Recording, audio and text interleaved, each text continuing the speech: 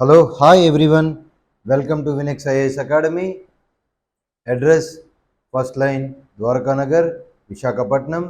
Contact number 98480 53431 94941 53431. This is Chaitanya Rayagada presenting you current affairs related to Indian economy. So we already completed 2 sessions under Indian economy, and today it is the third session. So in that, today we are going to cover Human Development Index. So human development index అనేది 1990 నుంచి publish చేయడం మొదలుపెట్టారు. ఎప్పటి నుంచి? 1990. So ఇది human development రిపోర్ట్లో ఒక core part play చేస్తుంది అనమాట. సో హ్యూమన్ డెవలప్మెంట్ ఇండెక్స్లో మెయిన్గా 3 బేసిక్ డైమెన్షన్స్ ఉంటాయి. హ్యూమన్ డెవలప్మెంట్ ఇండెక్స్లో మెయిన్గా 3 బేసిక్ డైమెన్షన్స్ ఉంటాయి: long and healthy life, knowledge and decent standard of living. Okay, long and healthy life ఉంటుంది, నాలెడ్జ్ ఉంటుంది, తర్వాత డీసెంట్ స్టాండర్డ్ ఆఫ్ లివింగ్ ఉంటుంది. ఓకే, ఈ మూడు అంటే ఆరోగ్యము, జ్ఞానము, తర్వాత జీవన way of living, standard of జీవన ప్రమాణాలు ఉంటాయి. ఓకే, సో ఈ మూడు ప్రమాణాలని ఆధారంగా హ్యూమన్ డెవలప్మెంట్ ఇండెక్స్ని తయారు చేస్తాం అనమాట. సో హ్యూమన్ డెవలప్మెంట్ ఇండెక్స్ని ఎలా క్యాలిక్యులేట్ చేస్తాం? ఇక్కడ 4 కాదండి. So actually 3 indicators, aggregating 3 indicators అనమాట. కంట్రీ స్కోర్ ఇన్ 3 ఇండికేటర్స్, గుర్తుపెట్టుకోవాలి, 3 indicators. And these indicators are compiled into a single number between 0 to 1.0 based on the dimension indices. So 0 నుంచి 1.0 పెడతాము. 0కి దగ్గరగా ఉంటే తక్కువ హ్యూమన్ డెవలప్మెంట్ ఉన్నట్టు, 1కి దగ్గరగా ఉంటే హై హ్యూమన్ డెవలప్మెంట్ ఉన్నట్టు. సో ఇది ఎవరు డెవలప్ చేశారంటే పాకిస్తానీ ఎకనామిస్టు మహబూబుల్ హక్ గారు దీన్ని డెవలప్ చేశారు. సిగ్నిఫికెన్స్ ఏంటి? It can be used to ఎగ్జామైన్ the various policy choices of nations. So దీనివల్ల మనకి ఏం తెలుస్తుందంటే విధానాలు ఎన్నుకోవడంలో మనకి దేశాలకి అంటే నేషన్స్కి విధానాలు రూపొందించడానికి ఇది హెల్ప్ చేస్తుంది. For example, 2 countries have approximately same GNI per capita. 2 కంట్రీస్కి ఒకటే జిఎన్ఐ పర్ క్యాపిటా ఉందనుకోండి, హెచ్డిఏ హెల్ప్ చేస్తుంది. ఎలా హ్యూమన్ డెవలప్మెంట్ అవుట్కమ్స్ని ఎలా ప్రొడ్యూస్ చేయాలి, వాటిని ఎలా ఎవాల్యూట్ చేయాలనేది హెచ్డిఏ హెల్ప్ చేస్తుంది అనమాట. లిమిటేషన్స్ ఏంటి అంటే హెచ్డిఏ ఓన్లీ హ్యూమన్ డెవలప్మెంట్ ఎంటైల్స్నే క్యాప్చర్ చేస్తుంది, అంతేకాకుండా పావర్టీ, హ్యూమన్ సెక్యూరిటీ, ఎంపవర్మెంట్ ఇలాంటి చాలా ఇష్యూస్ని వదిలేస్తుంది. సో ఇది ఎగ్జామ్కి చాలా చాలా ఇంపార్టెంట్. హ్యూమన్ డెవలప్మెంట్ ఇండెక్స్లో మొత్తం డైమెన్షన్స్ 3 ఉంటాయి: long and healthy life, knowledge, decent standard of living. ఫస్ట్ది లాంగ్ అండ్ హెల్దీ లైఫ్, సెకండ్ది నాలెడ్జ్, మూడోది డీసెంట్ స్టాండర్డ్ ఆఫ్ లివింగ్ అనమాట. సో ఇందులో ఇండికేటర్స్ ఏంటి అంటే life expectancy at birth. Long and healthy లైఫ్కి లైఫ్ ఎక్స్పెక్టెన్సీ అండ్ బర్త్ అనే ఇండికేటర్ని క్యాలిక్యులేట్ చేస్తాం ఆ డైమెన్షన్కి. సో దానివల్ల మన ఇండెక్స్ని ఏమని పిలుస్తామంటే లైఫ్ ఎక్స్పెక్టెన్సీ ఇండెక్స్ అని పిలుస్తాము. సో సెకండ్ డైమెన్షన్ ఏంటి? నాలెడ్జ్ డైమెన్షన్ అని ఆల్రెడీ మనం మెన్షన్ చేసి ఉన్నాము. ఈ నాలెడ్జ్కి సంబంధించి 2 ఇండికేటర్స్ని క్యాలిక్యులేట్ చేస్తారు. ఒకటి ఎక్స్పెక్టెడ్ ఇయర్స్ ఆఫ్ స్కూలింగు, రెండోది mean years of schooling. So ఈ expected years of schooling, mean years of schooling 2 ఇండికేటర్స్ని కలిపి మనం ఎడ్యుకేషన్ ఆఫ్ ఇండెక్స్ అంటాము. దీనివల్ల మనకి నాలెడ్జ్ డైమెన్షన్ అనేది కంప్లీట్ అవుతుంది. తర్వాత third dimension, first dimension long and healthy life, second dimension knowledge, and third dimension ఏంటి అంటే a decent standard of living అనమాట. సో ఈ డీసెంట్ స్టాండర్డ్ ఆఫ్ లివింగ్కి సంబంధించి దీంట్లో ఇండికేటర్స్ ఏంటి? GNI per capita. So GNI per capita అనేది indicator అనమాట. So GNI per capita indicator అయితే దీన్ని జిఎన్ఐ ఇండెక్స్ అని పిలుస్తాము, గ్రాస్ నేషనల్ ఇండెక్స్ అనమాట. ఓకే, సో ఇందులో గ్రాస్ నేషనల్ ఇన్కమ్ ఇండెక్స్ అంటాము. జిఎన్ఐ అంటే gross national income index. So దీన్ని జిఎన్ఐ పర్ క్యాపిటాలో పర్చేసింగ్ పవర్ ప్యారిటీలో చూస్తారు. సో హెచ్డిఐ హ్యూమన్ డెవలప్మెంట్ ఇండెక్స్లో అసలు స్కోర్ ఎంత ఉంటే అది ఆ కంట్రీ ఏ బాస్కెట్లోకి పడుతుందో చూడాలి. లో హ్యూమన్ డెవలప్మెంట్ అంటే ఆల్రెడీ మనం చెప్పుకున్నాము, 0 నుంచి 1 మధ్యలో ఉంటుందని చెప్పుకున్నాము. లో హ్యూమన్ డెవలప్మెంట్ అంటే లెస్ దాన్ 0.550 ఉంటుంది. అదే మీడియం హ్యూమన్ డెవలప్మెంట్ అంటే 0.550 నుంచి 0.699 ఉంటుంది. హై హ్యూమన్ డెవలప్మెంట్ అంటే 0.700 నుంచి 0.799 ఉంటుంది. వెరీ హై హ్యూమన్ డెవలప్మెంట్ అంటే మోర్ దాన్ అంటే మనకి 0.8 కన్నా ఎక్కువ ఉంటుంది, 0.8 కన్నా ఎక్కువ ఉంటుంది. ఓకే, గుర్తుపెట్టుకోవాలి. So if the human development index is less than 0.550, those countries are categorized under low human development. If the human development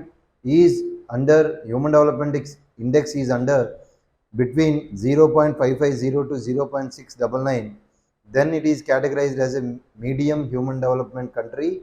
If the human development index falls under the value between 0.700 to 0.799, it is categorized as high human development. If the human development is very high, then it is considered like if it is more than 0.800, then it is considered very high human development. Okay, so ఇందులో key findings ఏంటి అంటే రీసెంట్గా 2022లో report చేసిన రిపోర్ట్లో key findings ఏంటి అంటే 2022లో rank అనేది 134 ఉంటుంది, 134 ఉంటుందండి. ఒకవేళ లాస్ట్ ఇయర్ మనం తీసుకుంటే అది 135 ఉండేది. ఓకే, సో దీనివల్ల ఏంటి అంటే ర్యాంక్ అనేది 135 నుంచి 134కి ఇంప్రూవ్ అయింది, 135 నుంచి 134కి ఇంప్రూవ్ అయింది అనమాట. సో 1 ర్యాంక్ ఇంప్రూవ్ చేసుకున్నాము. సో మనకి స్టేట్మెంట్లో ర్యాంక్ డిక్రీజ్ అయింది, ర్యాంక్ ఇంప్రూవ్ అయింది, ఎన్ని ర్యాంకులు ఇంప్రూవ్ అయింది, సో ఇవన్నీ అడగచ్చు.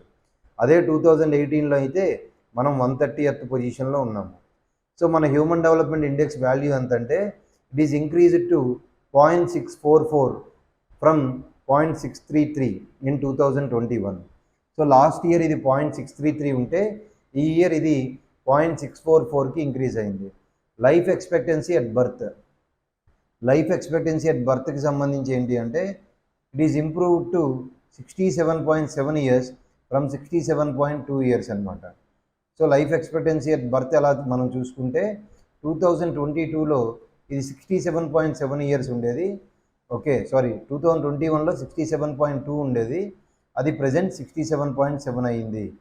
సో ఈ ఇండిసెస్, ఈ పర్టికులర్ స్లైడ్ ఏదైతే ఉందో అది ఎగ్జామ్కి చాలా ఇంపార్టెంట్. లాస్ట్ ఇయర్కి ఈ ఇయర్కి comparison.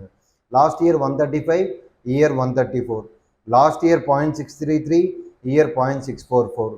So even life expectancy అనేది మనకి 67.2 నుంచి 67.7కి ఇంక్రీజ్ అయింది. తర్వాత ఎక్స్పెక్టెడ్ ఇయర్స్ ఆఫ్ స్కూలింగ్ ఏంటి అంటే మనకి 11.9 ఇయర్స్ ఉండేది, అది 12.6 ఇయర్స్ అయింది. తర్వాత మీన్ ఇయర్స్ ఆఫ్ స్కూలింగ్ 6.57 ఇయర్స్కి ఇంక్రీజ్ అయింది. ఈ రెండు కలిపి నాలెడ్జ్ డైమెన్షన్. ఓకే, సో అదే లైఫ్ ఎక్స్పెక్టెన్సీ బర్త్ రేట్ కూడా ఎంత ఇంక్రీజ్ అయిందో ఆల్రెడీ చెప్పాము. Gross national income per capita, so GNI పీపీపీలో ఎంత ఉంది అంటే 6,951కి 6,542 నుంచి ఇంక్రీజ్ అయింది. గుర్తుపెట్టుకోవాలండి, ఇవన్నీ కూడా very very important for the exam. So మనది ఏ కంట్రీ అంటే మీడియం హ్యూమన్ డెవలప్మెంట్ కేటగిరీ. ఎందుకంటే మనది ఎంత ఉంది, 0.644 ఉంది. మనది ఎంత ఉందండి, 0.644 ఉంది. ఎంత ఉండాలి మీడియం అంటే 0.550 నుంచి 0.699 ఉండాలి. సో ఒకసారి మన చుట్టుపక్కల ఉన్న బోర్డర్ కంట్రీస్తో మనం కంపేర్ చేస్తే అన్నిటికన్నా మనమే లాస్ట్లో ఉన్నామండి, ఎక్సెప్ట్ పాకిస్తాన్. చైనా 75లో ఉంది, శ్రీలంక 78లో ఉంది, మాల్దీవ్స్ 87లో ఉంది, భూటాన్ 125లో ఉంది, బంగ్లాదేశ్ 129 ఉంది. సో అన్నిటికన్నా మనమే ఘోరంగా ఉన్నాము. So global findings according to human development index ప్రకారం గ్లోబల్ ఫైండింగ్స్ ఏంటి అంటే మొత్తం ఎన్ని కంట్రీలకి ఈ రిపోర్ట్ రిలీజ్ చేశారు 2022లో అంటే 193 కంట్రీస్కి రిలీజ్ చేశారు. రిలీజ్ చేస్తే స్విట్జర్లాండ్ ఫస్ట్ పొజిషన్లో ఉంది, నార్వే సెకండ్ పొజిషన్లో ఉంది, ఐస్లాండ్ థర్డ్ పొజిషన్లో ఉంది. So widening human development gap report. So ఇందులో ఏంటి అంటే the 2 decade trend of steadily reducing inequalities between wealthy and poor nations is now in reverse. So ఇందులో ఏంటంటే ఒకప్పుడు హెల్తీ నేషన్స్కి, తర్వాత వెల్తీ నేషన్స్కి, అన్వెల్తీ నేషన్స్కి మధ్య ఇన్కమ్ ఇన్ఈక్వాలిటీ అనేది పెరుగుతూ ఉండేదన్నమాట. అది ప్రజెంట్ తగ్గుతూ, ఇన్ఈక్వాలిటీ అనేది ఇంతకుముందు తగ్గుతూ ఉండేది, అది మళ్ళీ ప్రజెంట్ రివర్స్ అయ్యి పెరుగుతూ పోతుంది. గుర్తుపెట్టుకోవాలి, the 2 decade trend of steadily reducing inequalities ఏవైతే రెడ్యూస్ చేశామో అది కొంతకాలంగా మళ్ళీ రివర్స్ అయ్యి పెరుగుతుందంట. ఓకే, సో ఇదంతా కూడా మనకి హ్యూమన్ డెవలప్మెంట్ ఇండెక్స్కి సంబంధించింది. తర్వాత అవి కాకుండా మోస్ట్ ఇంపార్టెంట్వన్నీ ఒకసారి చూద్దాం. హ్యూమన్ డెవలప్మెంట్ ఇండెక్స్లో ర్యాంక్ ఎంత? 134 అండి, గుర్తుపెట్టుకోవాలి, అది ఇంపార్టెంట్. ఆ తర్వాత నెక్స్ట్ జెండర్ ఇన్ఈక్వాలిటీ ఇండెక్స్లో ఇండియా 14 ప్లేసెస్ జంప్ అయింది, 122 నుంచి 108 ప్లేస్కి వెళ్ళిందండి జెండర్ ఇన్ఈక్వాలిటీ ఇండెక్స్. ఈ జెండర్ ఇన్ఈక్వాలిటీ ఇండెక్స్ ఏంటి అంటే reproductive health, empowerment, labour market అనే 3 ఇండిసెస్ని మెజర్ చేస్తుందండి, గుర్తుపెట్టుకోవాలి. Okay, so next one multi dimensional poverty index. Multi dimensional poverty ఇండెక్స్ని కూడా యుఎన్డిపిఏ రిలీజ్ చేస్తుంది. అయితే ఇందులో ఒక 10 ఇండికేటర్స్ ఉంటాయి, వాటన్నిటిని క్యాప్చర్ చేస్తారు. సో యాక్చువల్లీ ఇండియాకి సంబంధించి రిపోర్ట్ ఏంటంటే కేవలం 2021లోనే okay, so more than 230 million people, అంటే 2021కి మెజర్ చేసేటప్పుడు మోర్ దాన్ 230 మిలియన్ పీపుల్ ఇండియాలో మల్టీ డైమెన్షన్ ప్రాపర్టీ కింద ఉన్నారు అని చెప్పి మనకి యుఎన్డిపి రిపోర్ట్ ఇచ్చిందండి. ఓకే, సో ఇందులో next one gender development index అండి. సో జెండర్ డెవలప్మెంట్ ఇండెక్స్ ఏంటి అంటే gender development index measures disparities on human development index by gender. అంటే హ్యూమన్ డెవలప్మెంట్ ఇండెక్స్ని మేల్కి క్యాలిక్యులేట్ చేస్తారు, తర్వాత ఫిమేల్కి కూడా క్యాలిక్యులేట్ చేస్తారు, ఆ రేషియో తీసుకుంటారనమాట. సో దానివల్ల ఏంటి అంటే మనకి దీన్ని జెండర్ డెవలప్మెంట్ ఇండెక్స్ అని చెప్తాము. ఈ జెండర్ డెవలప్మెంట్ ఇండెక్స్ అనేది కూడా మనకి యుఎన్డిపిఏ క్యాలిక్యులేట్ చేస్తుంది, గుర్తుపెట్టుకోవాలండి. ఓకే, నెక్స్ట్ వన్, సో ఇందులో అబ్సల్యూట్ జెండర్ ప్యారిటీ నుంచి మనం ఆల్మోస్ట్ 10% డీవియేషన్ చూపించాము. Next inequality adjusted human development index అని ఒకటి ఉంది. అదేంటి అంటే IHDI contains 2 related measures of inequality. So ఇందులో ఇన్ఈక్వాలిటీస్ని 2 రకాలుగా మెజర్ చేస్తాము. ఓకేనండి. సో ఇందులో ఇండియా ర్యాంక్ ఎంత అంటే ఒకప్పుడు 134th పొజిషన్లో ఉండేవాళ్ళం, ఇది మనకి 140th పొజిషన్లోకి మనం ఫాలో అయ్యాము. తర్వాత హ్యూమన్ డెవలప్మెంట్ ఇండెక్స్కి సంబంధించి నేను ఆల్రెడీ మీకు ఇన్ఫర్మేషన్ ఇవ్వడం జరిగింది. హ్యూమన్ డెవలప్మెంట్ ఇండెక్స్లో మనం 134th పొజిషన్లో ఉన్నాం. ఇవన్నీ కూడా మనకి ఎగ్జామ్కి చాలా చాలా ఇంపార్టెంట్ అండి. ఇండిసెస్ అన్నీ కూడా రిపీటెడ్గా రివైజ్ చేసుకొని మీరు ఎగ్జామ్కి వెళ్ళాలి. తర్వాత United Nations development programme UNDP గురించి స్టాట్ పార్ట్ ఒకసారి కంప్లీట్ చేద్దాము. సో దీనికి సంబంధించి బ్యాక్గ్రౌండ్ ఏంటి అంటే United Nations lead agency on international development అనేది మనకి actually UNDP works in 170 countries. మొత్తం 193 కంట్రీస్లో ఇది వర్క్ చేయదండి, 170 కంట్రీస్లోనే ఇది వర్క్ చేస్తుంది. ఓకే, సో ఇందులో మెయిన్ ఏంటి అంటే ఈ సస్టైనబుల్ డెవలప్మెంట్ గోల్స్ ఉన్నాయి కదా, ఈ యుఎన్డిపి అనేది మనకి క్రూషియల్ రోల్ ప్లే చేస్తుంది. సస్టైనబుల్ డెవలప్మెంట్ గోల్స్ని అచీవ్ అవ్వడానికి క్రూషియల్ రోల్ ప్లే చేస్తుందండి. సో ఇది ఎప్పుడు ఎస్టాబ్లిష్ చేసాము అంటే 1966లో దీన్ని ఎస్టాబ్లిష్ చేశాము by merging United Nations special fund and United Nations expanded programme of technical assistance. ఈ రెండింటిని టెక్నికల్ అసిస్టెన్స్ ప్రోగ్రామ్ని తర్వాత స్పెషల్ ఫండ్ ప్రోగ్రామ్ని రెండింటిని మెర్జ్ చేసి యునైటెడ్ నేషన్స్ డెవలప్మెంట్ ప్రోగ్రామ్ని 1966లో దీన్ని ఎస్టాబ్లిష్ చేయడం జరిగింది. సో దీని మ్యాండేట్ ఏంటి అంటే పావర్టీని ఎరాడికేట్ చేయాలి, డెమోక్రటిక్ గవర్నెన్స్ని బిల్డప్ చేయాలి, రూల్ ఆఫ్ లా ఎస్టాబ్లిష్ అయ్యేలా చూడాలి కంట్రీస్లో. తర్వాత ఇన్స్టిట్యూషన్స్ ఏవైతే గవర్నమెంట్ ఇన్స్టిట్యూషన్స్ ఉన్నాయో అవి ఇంక్లూజివ్గా ఉండేలా చూసుకోవాలి. ఓకే, సో అయితే అసలు దీని మెయిన్ ఫోకస్ ఏరియాస్ ఏంటి? యునైటెడ్ నేషన్స్ డెవలప్మెంట్ ప్రోగ్రామ్ యొక్క ఫోకస్ ఏరియాస్ 3 అండి. మెయిన్లీ ఇది 3 ఏరియాస్ మీద ఫోకస్ పెడుతుంది. సస్టైనబుల్ డెవలప్మెంట్ సుస్థిరాభివృద్ధి, డెమోక్రటిక్ గవర్నెన్స్ అంటే ప్రజాస్వామ్య పరిపాలన, అండ్ పీస్ బిల్డింగ్ సో శాంతిని నిర్మించడానికి ఇది మెయిన్ ఫోకస్ పెడుతుందండి. ఈ 3 ఏరియాస్ పీస్ బిల్డింగ్తో పాటు క్లైమేట్ అండ్ డిజాస్టర్ రెసిలియన్స్ కూడా, సో వాతావరణ మరియు వాతావరణ స్థితిస్థాపకత అంటాము. సో వీటన్నిటి మీద అది మెయిన్గా ఫోకస్ పెడుతుంది. సో మనకి ఎగ్జామ్కి ఇంపార్టెంట్ ఏంటి అంటే యుఎన్డిపి రిలీజ్ చేసే పబ్లికేషన్స్ ఏంటి, ఏ రిపోర్ట్లు రిలీజ్ చేస్తుంది? హ్యూమన్ డెవలప్మెంట్ రిపోర్ట్ని రిలీజ్ చేస్తుంది, గ్లోబల్ మల్టీ డైమెన్షనల్ పావర్టీ ఇండెక్స్ని కూడా రిలీజ్ చేస్తుంది. సో ఫండింగ్ ఏంటి అంటే దీనికి ఫండింగ్ ఎవరు ఇస్తారు? So UNDP relies entirely on voluntary contributions అండి. అడగదు ఇది, ఎవడైనా ఇస్తే ఆ డబ్బుల్ని యూఎన్ మెంబర్స్ డబ్బులు వాలంటరీ గుర్తుపెట్టుకోవాలండి. స్టేట్మెంట్లో అడుగుతాడు. యుఎన్డిపికి కంపల్సరీ ఫండింగ్ ప్యాటర్న్ లేదు, వాలంటరీ కంట్రిబ్యూషన్ ఉంది. ఓకే, గుర్తుపెట్టుకోవాలి. Next one. సో ఇక్కడతో human development index, other indices, తర్వాత మనకి యూఎన్ డెవలప్మెంట్ ప్రోగ్రామ్ గురించి కూడా మనం క్లియర్గా తెలుసుకోవడం జరిగింది. Next one, house hold consumption expenditure survey 2022-23. అసలు ఇది ఎందుకు న్యూస్లో ఉంది అంటే, national sample survey office NSSO దీన్ని హౌస్ హోల్డ్ కన్జంప్షన్ ఎక్స్పెండిచర్ సర్వేని 10 సంవత్సరాల తర్వాత 2022-23లో రిలీజ్ చేసింది. 2011-12 తర్వాత మళ్ళీ 2022-23లో దీన్ని రిలీజ్ చేశారండి. సో దీని ఆబ్జెక్టివ్ ఏంటి అంటే, consumption of goods and services, అంటే గృహస్థులు హౌస్ హోల్డ్స్ గూడ్స్ అండ్ సర్వీసెస్ని ఎలా కన్జంప్షన్ చేస్తున్నారు, వాళ్ళ ప్యాటర్న్ ఏంటి అనేది కలెక్టివ్ ఇన్ఫర్మేషన్ తీసుకుంటుంది. సో దీన్ని ఇట్ ఈస్ కండక్టెడ్ బై, దీన్ని ఎవరు కండక్ట్ చేశారంటే NSSO దీన్ని కండక్ట్ చేసింది. NSSO ఏ మినిస్ట్రీ కింద పనిచేస్తుంది? Ministry of statistics and programme implementation, MOSPI అంటాం. So initially NSSO conducted HCS every year. ఇనీషియల్గా NSSO మనకి ఈ సర్వేని ఎవ్రీ ఇయర్ కండక్ట్ చేసేదండి. ఈ household consumption expenditure survey ఒక గృహస్థ వినియోగదారుడి యొక్క సర్వే అంటాము. గృహస్థ వినియోగదారు వినిమయ సర్వే, ఎంత వాడుతున్నాడు అనే దాని గురించి ఈ సర్వే అనమాట. ఎవ్రీ ఇయర్ చేసేవారు, కానీ 26th రౌండ్ నుంచి కూడా మనకి 5 yearsకి ఒకసారి కండక్ట్ చేస్తున్నారండి. 5 yearsకి ఒకసారి కండక్ట్ చేస్తున్నారు. యాక్చువల్లీ 2017-18లో కండక్ట్ చేశారు, బట్ సర్వే అనేది డిస్కార్డ్ చేసింది గవర్నమెంట్, డేటా క్వాలిటీ బాగోలేదని. అందుకని అంటే 2011-12లో లాస్ట్ రిపోర్ట్ వచ్చింది. అప్పుడు 5 yearsకి ఒకసారి అనుకున్నారు. 2017-18లో ఒకసారి రిలీజ్ చేశారు. 2017-18లో రిలీజ్ చేసింది క్వాలిటీ బాగోలేదని దాన్ని డిస్కార్డ్ చేశారు. సో మళ్ళీ 10 years తర్వాత ఇప్పుడు 2022-23లో రిపోర్ట్ రావడం జరిగింది. అయితే సరే, house hold consumption expenditure survey అనేది వస్తుంది. సో దీని యూటిలిటీ ఏంటి, దీనివల్ల ఉపయోగం ఏంటి, దీనివల్ల మనకి హౌస్ హోల్డ్ కన్జంప్షన్ ఎలా జరుగుతుంది, ఎక్స్పెండిచర్ ప్యాటర్న్ ఎలా జరుగుతుంది అనేది మనం అది అండర్స్టాండ్ చేసుకోవచ్చు.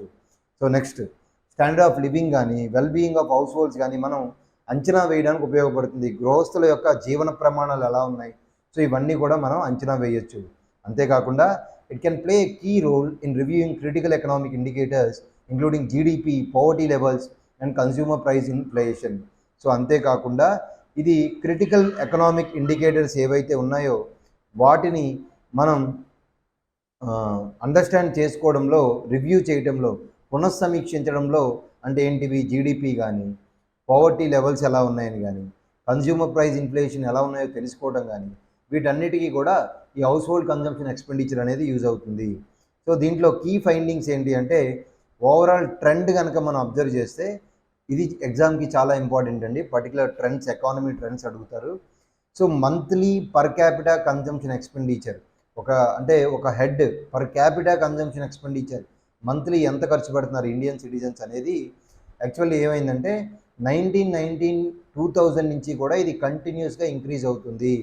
It has increased around 2.6 times in rural areas and 2.5 times in urban areas since the last survey. అంటే 2011-12 సర్వేతో పోల్చుకుంటే మనకి హౌస్ హోల్డ్ కన్జంప్షన్ ఎక్స్పెండిచర్ సర్వేలో మంత్లీ MPCE అంటాం, monthly per capita consumption expenditure అనేది ఒక నెలకి ఖర్చు ఏదైతే ఉందో అది రూరల్ ఏరియాస్లో లాస్ట్ సర్వేకి ఈ సర్వేకి 2.6 times పెరిగింది.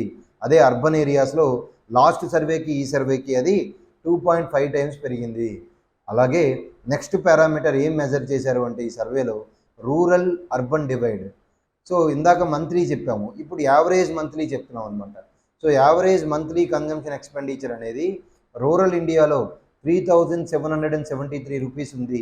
అదే అర్బన్ ఏరియాలో 6,459 రూపీస్ ఉందండి, గుర్తుపెట్టుకోవాలి. సో మనకి రూరల్ ఏరియాస్లో monthly per capita consumption expenditure is around 3,773 rupees, and in urban areas it is around 6,459 rupees.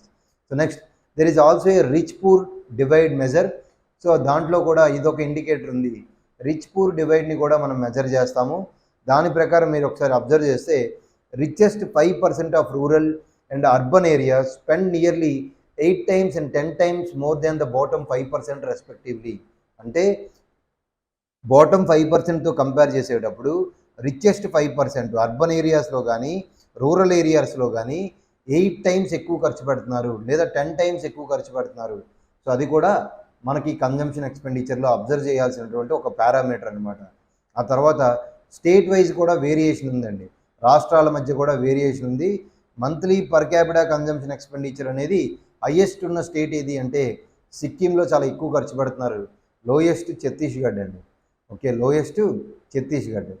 So monthly per capita consumption expenditure అనేది అగ్రికల్చర్ చేసేటటువంటి హౌస్ హోల్డ్స్కి కంపేర్ చేసేటప్పుడు, సో అగ్రికల్చర్ హౌస్ హోల్డ్స్లో ఎలా ఉంది, consumption expenditure of agriculture house holds అనేది around 3,702 rupees ఉంటే అది actually మనకి ఏదైతే రూరల్ యావరేజ్ మనకి 3,773 ఉందో దానికన్నా చాలా లోగా ఉందన్నమాట. సో అది ఫస్ట్ టైం అలా లోగా ఫాలో అయ్యిందని చెప్పి చెప్తున్నారు. కాబట్టి ఈ సూపర్లేటివ్ని మనకి ఎగ్జామ్లో అడగడానికి అవకాశం ఉంది. So agriculture household consumption అనేది average monthly rural average consumption కన్నా మనకి తక్కువ ఉంది, అది గుర్తుపెట్టుకోవాలి. తర్వాత consumption expenditure among disadvantaged sections, అంటే ఎస్టీస్లో ఎలా ఉంది, ఎస్సీస్లో ఎలా ఉంది. షెడ్యూల్డ్ ట్రైబ్స్ అనేవాళ్ళు మనకి మంత్లీ కన్జంప్షన్ ఎక్స్పెండిచర్ని రూరల్ ఏరియాస్లో lowest monthly per capita consumption expenditure అనేది రికార్డ్ చేయడం జరిగింది. అదే అర్బన్ ఏరియాస్లో అయితే ఎస్సీస్కి lowest monthly per capita consumption expenditure అనేది రికార్డ్ అయ్యింది. సో అంతేకాకుండా హౌస్ హోల్డ్ కన్జంప్షన్ ఎక్స్పెండిచర్ 2022-23 అనేది also it include a separate provision for the collection of information so on the quantity of consumption for several items. So ఇది మనకి అంత ఎగ్జామ్కి అంత important data కాదండి. So next national sample survey office, NSSO అంటాము. National sample survey office ఇందాక ఎలాగైతే human development index చెప్పేటప్పుడు హెచ్డిఐ గురించి చెప్పామో, ఇప్పుడు నేషనల్ శాంపిల్ సర్వే ఆఫీస్ గురించి, ఎందుకంటే మనకి ఈ హౌస్ హోల్డ్ కన్జంప్షన్ ఎక్స్పెండిచర్ అనేది సర్వే రిలీజ్ చేసింది ఎన్ఎస్ఎస్ఓ కాబట్టి ఓకే, సో మనం దాని గురించి తెలుసుకోవాలి. ఎన్ఎస్ఎస్ఓ అనేది ఎన్ఎస్ఓలో పార్ట్ అండి, ఓకే, నేషనల్ స్టాటిస్టికల్ ఆఫీస్లో. So it is a subordinate office under the control of ministry of statistics and programme implementation అనమాట. ఎన్ఎస్ఎస్ఓ యాక్చువల్లీ ఎవరి కింద ఉంటుంది, it is part of CSO, గుర్తుపెట్టుకోవాలి. సో ఒకసారి గుర్తుపెట్టుకోండి. సో దీని మెయిన్ పర్పస్ ఏంటి అంటే it to conduct large scale sample surveys in divorce fields on and Indian basis అండి, గుర్తుపెట్టుకోవాలి. సో ఇండియాలో మాత్రమే ఇది సర్వేలు చేస్తుంది. సో ఒకవేళ స్టేట్మెంట్లో బయట కూడా సర్వేలు చేస్తుంది అంటే ఇంటర్నేషనల్ సర్వేలు దీనికి అనవసరం, ఓన్లీ నేషనల్ సర్వేల వరకే చేస్తుంది. సో నెక్స్ట్ ఇది ఎప్పుడు జెనిసిస్ అయింది అంటే 1966 అండి. సేమ్ యుఎన్డిపి కూడా 1966లో జనరేట్ అయింది. ఇది కూడా 1966లోనే దీన్ని కూడా ఎస్టాబ్లిష్ చేయడం జరిగింది. సో ఇక్కడ గుర్తుపెట్టుకోవాలి. నెక్స్ట్ వన్, ఇది మెయిన్ ఏ సర్వీస్ చేస్తుంది, సర్వీస్ చేస్తుంది అంటే periodic labour survey, labour force survey ఒకటి చేస్తుంది, data on rural and urban prices release చేస్తుంది, తర్వాత maintains a frame of urban area units for use in sample surveys in urban areas. So urban areas యూనిట్స్ని కూడా ఇది frame చేస్తుంది. Okay, so ఎన్ఎస్ఎస్ఓలో మొత్తం 4 divisions ఉన్నాయి. Survey design and research division. NSSO has 4 divisions: field operation division, survey design and research division and data processing division DPD, survey coordination division SCD. So next one, so SDG progress report 2024 sustainable development గోల్స్కి సంబంధించి ఒక progress report అనేది release అయింది 2024లో. So ఈ రిపోర్ట్ని release చేసింది ఎవరు అంటే UN Economic and Social Commission for Asia and Pacific అనేది ఎస్డిజి ప్రోగ్రెస్ రిపోర్ట్ని 2024లో రిలీజ్ చేసింది. UN Economic and Social Commission for Asia and Pacific, ESCAP అంటాం. సో ఇది ఇంపార్టెంట్ అండి. యుఎన్ ఎస్క్యాప్ అంటే Economic and Social Commission for Asia and Pacific. So వీళ్ళు 2024లో అంటే రీసెంట్గా ప్రీవియస్ మంత్లో ఎస్డిజి ప్రోగ్రెస్ రిపోర్ట్ని రిలీజ్ చేశారు. ఈ ఎస్డిజి ప్రోగ్రెస్ రిపోర్ట్ అనేది ఏంటి అంటే మొత్తం 17 ఎస్డిజీస్ ఉన్నాయి, 17 సస్టైనబుల్ డెవలప్మెంట్ గోల్స్ ఉన్నాయి. వాటిని ఇది రివ్యూ చేస్తుంది. ఏషియా పసిఫిక్ రీజన్లో మాత్రమే, గుర్తుపెట్టుకోవాలి, వరల్డ్ వైడ్ కాదండి, ఏషియా పసిఫిక్ రీజన్లో మాత్రమే ఇది రివ్యూ చేస్తుంది అనమాట. నెక్స్ట్, సో ఇందులో మెయిన్ ఇంపార్టెంట్ ఏంటి అంటే ఈ యుఎన్ ఎస్కాప్ ఏదైతే ఉందో టోటల్ 5 రీజనల్ కమిషన్స్ ఉన్నాయి. దేనికి? యుఎన్కి. ఓకే, సో దానికి సంబంధించి ఈ 5 రీజనల్ కమిషన్స్లో ఇది ఒకటి అనమాట. ఏంటది? UN Economic and Social Commission for Asia and Pacific. So ఇందులో దీని హెడ్ క్వార్టర్స్ ఎక్కడుందని మనకు అడుగుతాడండి. హెడ్ క్వార్టర్ ఎక్కడుంది అంటే ఇది బ్యాంకాక్, థాయిలాండ్లో ఉంది. హెడ్ క్వార్టర్ ఎక్కడుంది? బ్యాంకాక్, థాయిలాండ్లో ఉంది. క్లియర్ అండి? సో దీని మెయిన్ ఫోకస్ ఏరియా, దీంట్లో మెంబర్ కంట్రీస్ ఎన్ని అని అడుగుతాడు, అది కూడా ఆబ్జెక్టివ్ ఎగ్జామ్కి ఇంపార్టెంట్.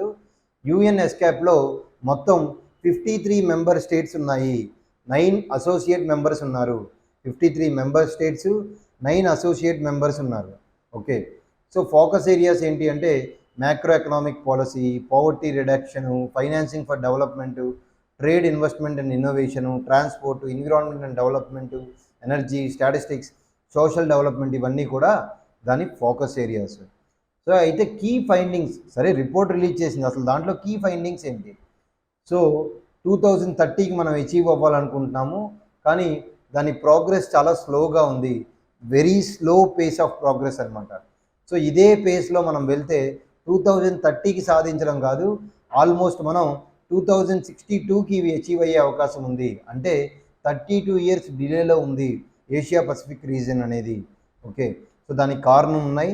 అన్ఈవెన్ ఇన్ఎడక్వేట్ ప్రోగ్రెస్ ఉంది ఎడ్యుకేషన్లో, తర్వాత ఇన్కంలో, జెండర్ డిస్పారిటీస్లో, అర్బన్ రూరల్లో, వీటన్నిటిలో కూడా ఇన్ఎడక్వేట్ ప్రోగ్రెస్ ఉంది. దానివల్ల ఇంత డిలే అవకాశం ఉందని చెప్పి రిపోర్ట్ చెప్తుంది. అంతేకాకుండా డేటా కూడా ఇన్సఫిషియెంట్గా ఉందండి. మొత్తం 231 ఎస్డిజి ఇండికేటర్స్ ఉంటే ఓన్లీ 133 ఇండికేటర్స్కే డేటా ఉంది.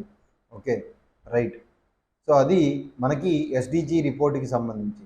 ఎస్డిజి రిపోర్ట్ ఎవరు రిలీజ్ చేశారు? యుఎన్ అని అడుగుతాడు. UN escape. సో మనకి పూర్తి అబ్రివేషన్తో ఇవ్వకపోవచ్చు. యుఎన్ ఎస్కేప్ అంటే UN Economic and Social Commission for Asia and Pacific. ఎప్పుడు రిలీజ్ చేసింది? 2024లో రిలీజ్ చేసింది. ఓకే, దీని హెడ్ క్వార్టర్స్ ఎక్కడుంది? బ్యాంకాక్, థాయిలాండ్లో ఉంది. మొత్తం మెంబర్ కంట్రీస్ ఎన్ని? 53. అసోసియేట్ మెంబర్స్ ఎన్ని? ఎంతమంది? 9 మంది. ఓకే, సో గుర్తుపెట్టుకోవాలి. Next, government finance.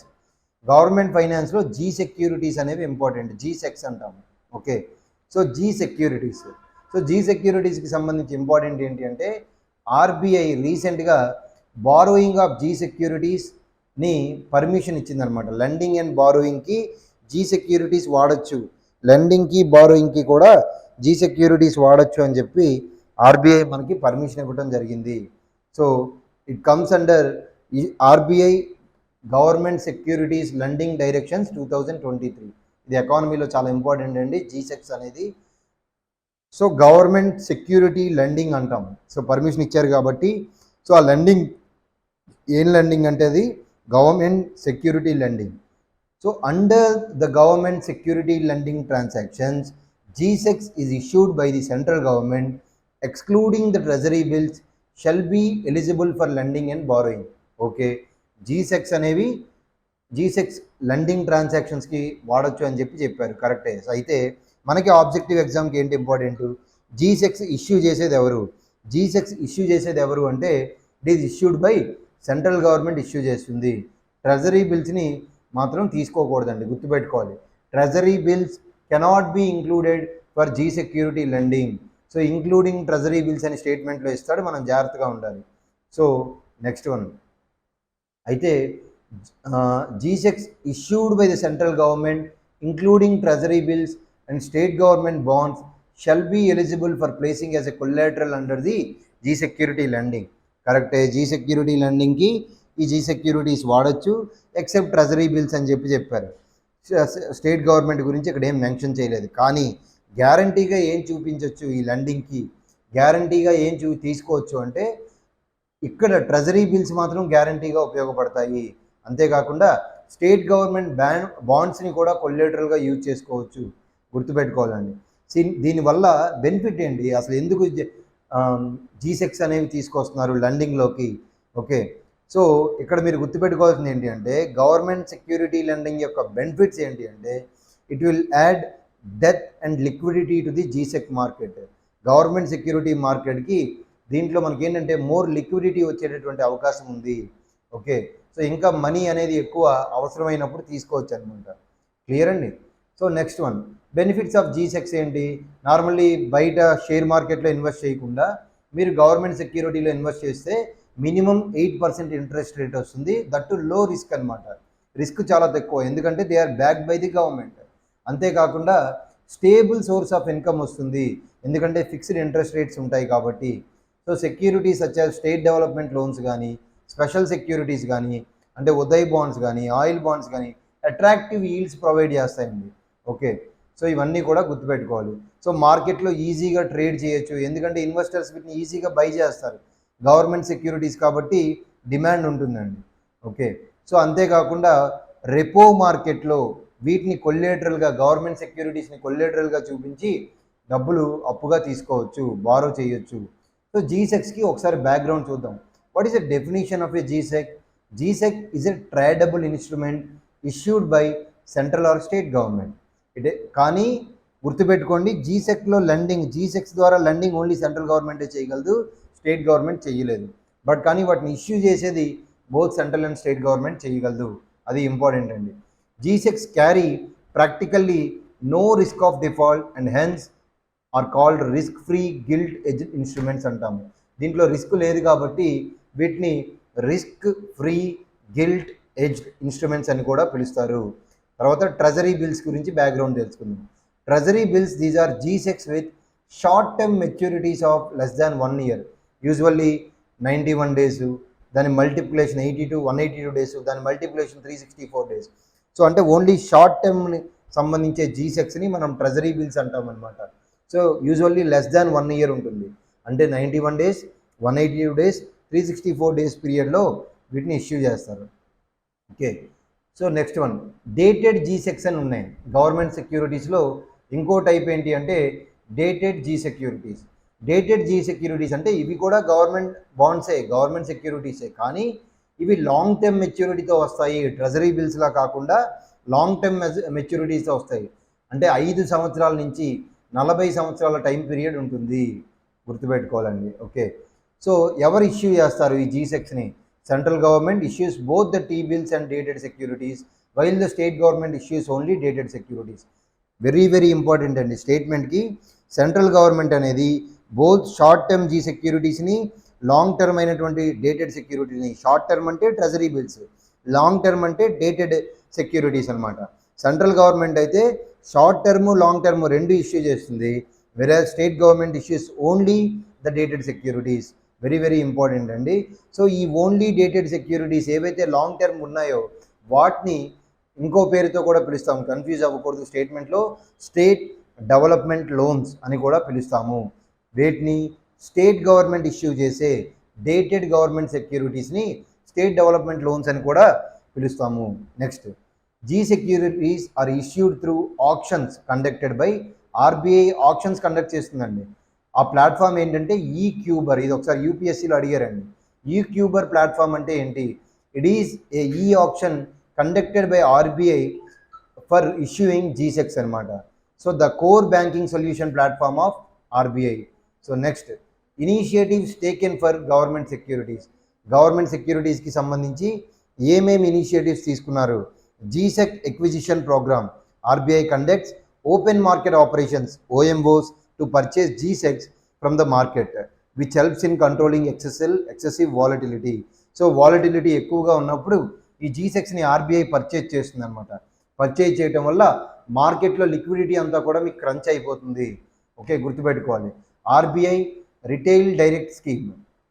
సో ఇందులో జీసెక్స్ మార్కెట్ కోసం ఆన్లైన్ యాక్సెస్ ఇవ్వడం జరిగింది. ఓకే, ఇవన్నీ కూడా జీసెక్స్కి సంబంధించి initiatives. So next one, scheme for non competitive bidding facility. Scheme for non competitive bidding facility in auctions for G secs అనమాట.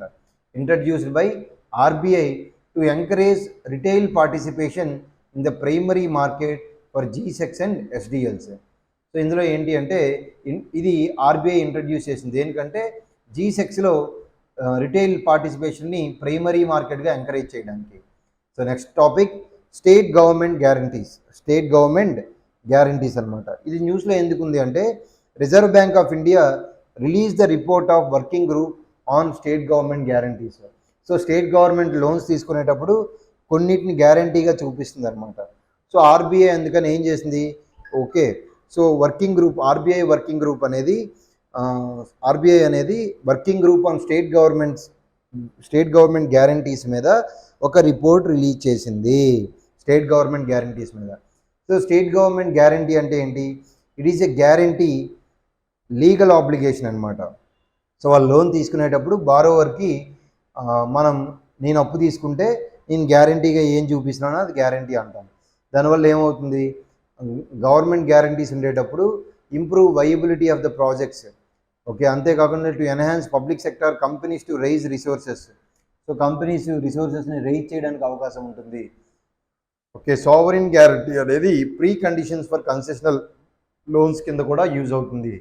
నెక్స్ట్ ఆర్టికల్ 292 అనేది ఓకే, సో ఇక్కడ గుర్తుపెట్టుకోవాలి. Article 292 of the constitution of India extends the executive power of the union to giving of guarantees on the security of consolidate fund of India. Article 292 అనేది మనకి okay borrowing of central government deal చేస్తుంది. Article 293 అనేది borrowing of state governments. ఇది కూడా గుర్తుపెట్టుకోవాలి. State government అనేది borrowing తీసుకునేటప్పుడు central government approval లేకుండా తీసుకోలేదు, ఇంపార్టెంట్ అండి. తర్వాత state government often issues guarantees on behalf of various PSCs, cooperative institutions, urban local bodies for financing developmental schemes and projects. Okay, so ఎవరైనా public sector enterprises, state public sector enterprise కానీ cooperative institutions కానీ urban local bodies loan తీసుకోవాలి అంటే state government గ్యారంటీస్ని issue చేస్తాయి. Okay, so అయితే state government గ్యారంటీస్కి సంబంధించి కరెంట్ స్టేటస్ ఏంటి అంటే 2018-21లో అవుట్ స్టాండింగ్ గ్యారంటీ ఓకే మనకి 10% కన్నా తక్కువ ఉండేదండి. 10% కన్నా సో తక్కువ. Total gross state domestic ప్రొడక్ట్లో majority of the స్టేట్స్కి గ్యారంటీ అనేది లెస్ దాన్ 10% ఆఫ్ GSDP ఉండేది. కానీ రీసెంట్గా ఇది కొన్ని స్టేట్స్లో రైజ్ అవుతుంది అనమాట. ఫర్ ఎగ్జాంపుల్ సిక్కింలో 12%కి పెరిగింది, తెలంగాణలో 12%కి పెరిగింది. సిక్కిం ఎక్కడ వచ్చింది, మంత్లీ కన్జంప్షన్ ఎక్స్పెండిచర్ హైయెస్ట్లో ఉంది. ఆంధ్రప్రదేశ్లో కూడా 10.4%కి గ్యారంటీ పెరిగింది. ఉత్తరప్రదేశ్లో 8.8%కి పెరిగింది. ఇవన్నీ గుర్తుపెట్టుకోవాలి. ఓకే, సో అయితే సవరల్ స్టేట్స్లో పవర్ సెక్టార్కి సంబంధించి ఏంటి అంటే power sector accounted for the largest share of guarantees. Power sector అనేది ఓకే ఎక్కువ గవర్నమెంట్ గ్యారంటీస్ చూపించేటప్పుడు పవర్ సెక్టార్ని ఎక్కువ గ్యారంటీగా చూపిస్తుంది అనమాట. దీనివల్ల ఏంటి అంటే మనకి రిస్క్ ఉండొచ్చు. గవర్నమెంట్ గ్యారంటీస్ పెరిగితే మోరల్ హజార్డ్స్ వస్తాయి, ఫిస్కల్ రిస్క్స్ వస్తాయి, ప్రైవేట్ ఇన్వెస్ట్మెంట్స్ వెనక్కి వెళ్ళిపోతాయి. ఇవన్నీ గుర్తుపెట్టుకోవాలి. ఓకేనండి. సో మొత్తం మనం చెప్పిన టాపిక్స్ ఏంటి అంటే ఫస్ట్ వన్ వెనక నుంచి స్టేట్ గవర్నమెంట్ గ్యారంటీసు, తర్వాత గవర్నమెంట్ సెక్యూరిటీసు, తర్వాత SDG ప్రోగ్రెస్ రిపోర్టు, తర్వాత house hold consumption expenditure survey and human development index. ఇవన్నీ చెప్పడం జరిగింది. So that's it for today. Thank you very much. Have a nice day. So before concluding the session, so once observe in Minex Academy we are providing degree plus IAS. So డిగ్రీతో పాటు IAS సంబంధించి coaching ఇవ్వడం జరుగుతుంది. దీనివల్ల market degree అయిన తర్వాత time waste అవ్వకుండా so degree plus IAS, degree plus group 1 group 2, degree plus banks and SSC and RRB, ఒక పక్క డిగ్రీకి ప్రిపేర్ అవుతూ ఒక పక్క కాంపిటేటివ్కి ప్రిపేర్ అవ్వచ్చు. సో మీరు రేస్లో ముందుండేటటువంటి అవకాశం ఉంది. అంతేకాకుండా డిగ్రీలో ఆర్ట్స్కి సంబంధించి ఏవైతే కాంపిటేటివ్ ఎగ్జామ్స్కి ఉపయోగపడతాయో వాటిని మనం ఇంక్లూడ్ చేస్తామన్నమాట. BSc computer science and data science, BBA digital marketing business analytics, BA political science, BCom computer science, ఈ కోర్సెస్ అన్నీ కూడా మీకు అవైలబుల్గా ఉన్నాయి. సో డిగ్రీతో పాటు కాంపిటేటివ్ ఎగ్జామ్స్కి ప్రిపేర్ అయ్యే అద్భుతమైన అవకాశం మీకు ఉంటుంది. సో డిగ్రీ అయిపోయిన తర్వాత మీరు కాంపిటీషన్లో రాకుండా ముందే వచ్చే అవకాశం ఉంటుంది. సో ఇక్కడ చూడండి, డిగ్రీతో పాటు ప్రభుత్వ ఉద్యోగాలకు ప్రత్యేక శిక్షణ, బీబీఏ, బీఎస్సీ, బీఏ కోర్సెస్ ఉంటాయి. ఓకే, సో సివిల్ సర్వీసెస్కి సంబంధించి లాంగ్ టర్మ్ బ్యాచెస్ ఉన్నాయి. సో బినెక్స్ డిగ్రీ కాలేజ్లో ఈ కోర్సెస్ అన్నీ మీకు అవైలబుల్గా ఉన్నాయండి. That's it. Thank you. Please like Vinex IAS Academy channel. Please share these videos and please subscribe to Vinex IAS Academy channel for more current affairs. Thank you.